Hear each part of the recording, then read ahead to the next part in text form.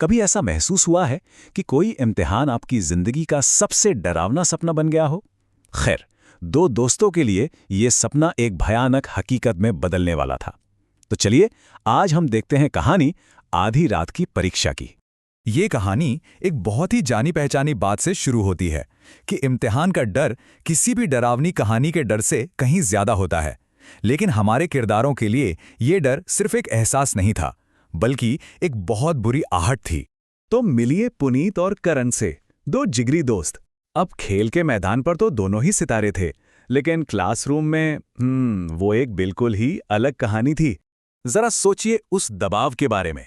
एक तरफ आप खेल में नाम कमा रहे हैं और दूसरी तरफ पढ़ाई में फेल होने का खतरा मंडरा रहा है। टूर्नामेंट्स ने उनका सारा वक्त ले लिया था और अगली सुबह का इम्तिहान किसी सजा से कम नहीं लग रहा था। तो इसी हताशा में पुनीत ने एक ऐसा प्लान बनाया जो उसे लगा कि फुल प्रूफ है। मतलब तबाही से बचने के लिए बस 4 आसान से कदम उठाने थे। या शायद उन्हें ऐसा ही लगा था, क्योंकि अक्सर जो योजनाएं सबसे सीधी लगती हैं वही सबसे भयानक तरीके से बिगड़ जाती हैं। जैसे ही उन्होंने स्कूल की दीवार बांधी, ऐसा लगा जैसे वो किसी दूसरी ही दुनिया में आ गए हों।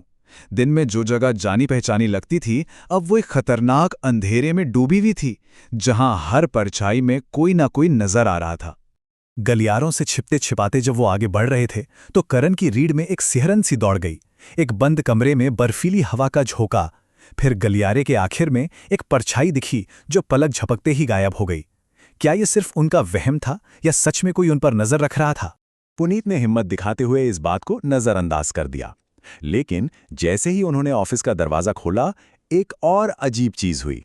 एक पुरानी सी अलमारी का दरवाजा एक झटके से अपने आप खुल गया, मानो उनका स्वागत कर रहा हो।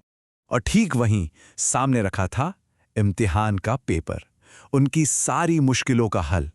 ये देखकर वो इतने खुश हो गए कि एक पल के लिए अलमारी, परछाई और उस खौफ को सब भूल गए। और यही उनकी सबसे बड़ी गलती थी। उन्हें लगा कि सबसे मुश्किल काम हो गया, पर वो नहीं जानते थे कि असली खौफ तो अब शुरू होने वाला था। पहले दरवाजे पर एक हल्की सी दस्तक हुई, फिर वो दस्तक एक जोरदार धमाके में बदल गई, जैसे कोई दरवाजा तोड़कर अंदर आना चाहता हो। और फिर अचानक सब शांत हो गया। एक ऐसी खामोशी जो किसी भी शोर से कहीं ज्यादा डरावनी थी। अब तो उन पर दहशत हावी हो चुकी थी। अपनी जान बचाने के लिए जब वो भागे तो हड़बड़ी में लड़खड़ाकर गिर पड़े। करण का सिर टकराया और वो बेहोश हो गया। उसे पता ही नहीं था कि आगे क्या खौफनाक मंजर आने वाला है।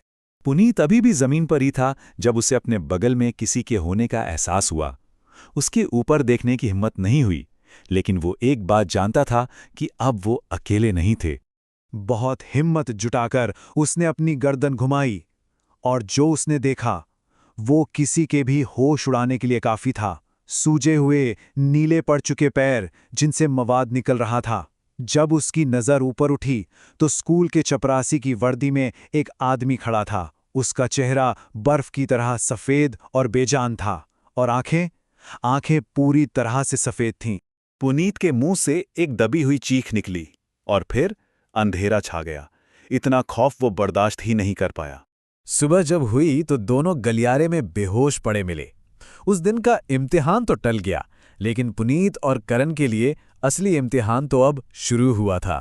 होश में आने पर उन्होंने उस रात की कहानी सबको बताने की कोशिश की, लेकिन कोई उनकी बात पर यकीन करने को तैयार नहीं था। प्रिंसिपल के लिए वो डरे हुए बच्चे नहीं, बल्कि सिर्फ चोर थे। और सजा ये मिली कि उन्हें उसी क्लास में दोबारा पढ़ना होगा।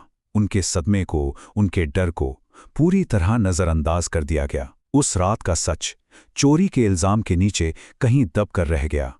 सजा के बावजूद उस रात की डरावनी याद उनका पीछा नहीं छोड़ रही थी। लेकिन जब भी वो अपनी कहानी किसी को बताते तो लोग उनका मजाक ही उड़ाते। इस वजह से वो अपने डर में और भी अकेले पड़ गए। फिर एक दिन स्कूल के एक पुराने गार्ड ने उन्हें इस पहेली का आखिरी टुकड़ा दिया। एक ऐसी कहानी जो किसी शहरी किंवदंती की तरह लगती थी। एक चपरासी की कहानी जिसकी मौत कई साल पहले अजीब हालातों में ठीक उसी जगह पर हुई थी जहां अब प्रिंसिपल का ऑफिस था। ये सच जानने के बाद उनके सब्र का बांध टूट गया। डर अब बर्दाश्त से बाहर था। उन्हें अब सिर्फ एक ही रास्ता दिखाई दिया, भाग जाना, उस स्कूल को और उस भूत को हमेशा के लिए पीछे छोड़ देना। और यहीं उनकी कहानी खत्म हो जाती है। लेकिन हमारे लिए एक सवाल छोड़ जाती है, क्या वो वाकई कोई भूत था, या फिर ये उनके किए गए गलत काम का नतीजा था? या शायद कभी-कभी डर के अंधेरों में हमें वही मिलता है जिसके हम हकदार होते हैं।